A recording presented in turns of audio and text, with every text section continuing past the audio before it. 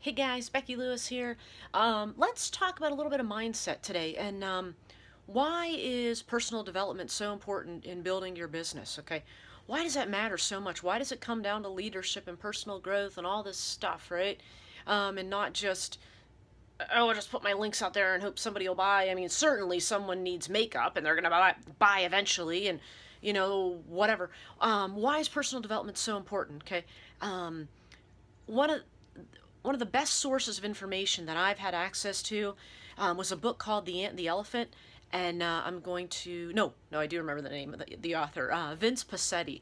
Okay, great book, great information. Oh, okay, I lied. I actually didn't read the book, but I've listened to a few audios on it, like multiple times over, and it's such great information. It's so true. Okay, I don't know if any of you guys have read this book, but I do have access to the audios. If you want the audios, let me know and I can get you those. Okay, we can kind of talk about that. But basically, to try to sum this up for you guys quick, the ant and the elephant. Okay, um, in the book, Vince Passetti talks about your mind being divided kind of in two, the subconscious and the conscious. Right? We all know that. That's no surprise. Okay, the subconscious is like an elephant. It's huge, it's lumbering, it's powerful, versus the conscious mind, which he compares to an ant. Okay, and what he says happens, and why we struggle with business and success, and are we worthy of it, and can we do it, and we doubt ourselves, and we have all these issues, and we lack confidence, and all this stuff. Okay,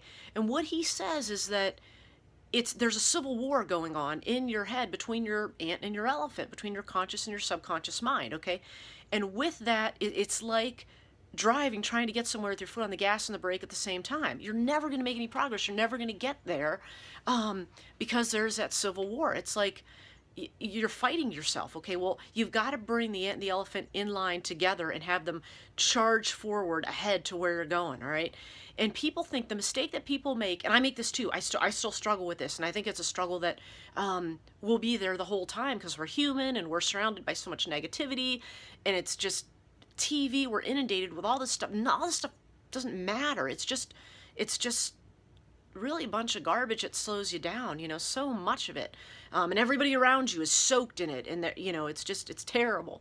So you've got to keep yourself surrounded by positive people and good information, and turn the TV off as much as you possibly can, because it's not going to help you. But you've got to end that civil war. Okay, and what people think is that if they can just muster up their conscious mind enough to keep them going, and I have the willpower and I'm determined to do it, that really has nothing to do with it. It has a tiny bit to do with it.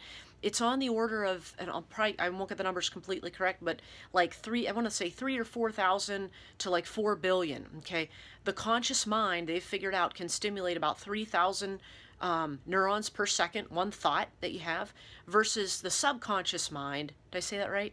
Conscious mind about 3,000, the subconscious about 4 billion neurons per second are stimulated when you're thinking via your subconscious mind. The subconscious is so much stronger, so much more powerful, but we don't feed it. We don't pay attention to it. We don't think it's important. We don't, oh, motivation. Who needs motivation? We all do desperately.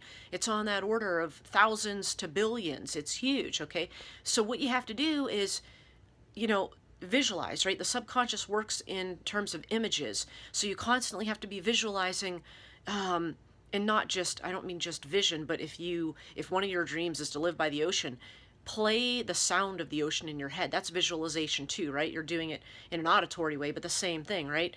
You're painting pictures and videos in your head, that are just your imagination. You're using that imagination, right, to really reprogram what you need to do, because that's going to give you the fuel, and the insights and the inspiration and the knowledge and the wisdom to take the steps you need to take to make those dreams come true. Okay, it's not just in your conscious mind. You cannot just willpower yourself there, right?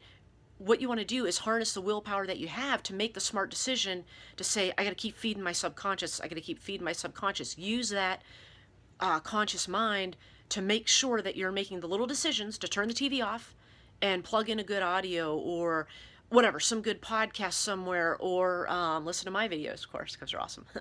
Just a little shameless plug, but no, there's so much good stuff out there, guys. I mean, so much has helped me, and that I try to plug into all the time. Like I said, it's an uphill battle because so many things get in the way, and then you think you don't need it, and I'm good. I got my inspiration for no, not really. You constantly need it because you're constantly fighting the negativity from within yourself and your own self-doubt, plus all of that around you, people saying you can't do it and bringing you down, and all the mediocrity on TV and everything else. So I hope that helps you guys, but feed your subconscious. Just make those decisions. Use your conscious mind just to make those decisions to feed your subconscious and visualize as much as you can. We know star athletes do that, right? If you've ever listened to any Olympic athlete talk, they, visualize their game plan. They visualize the perfect ski run and all whatever they're doing, a boxing match, whatever it is, right? They visualize this stuff, making free throws one after another for basketball, and it's the same when you do that in your subconscious. Anything vividly imagined is the same as if you actually did it to your subconscious, and it has the same effect, right? But only stronger because you're working with so many more neurons and so much more computing power in your mind, okay? And you don't realize it because we're not taught that, okay? But that's why commercials on TV work so well, and they over and over and over and over again, and it implants all this mediocrity and this stuff we don't need into our brains. So hope that helps, guys. I will see you in the next video. Peace.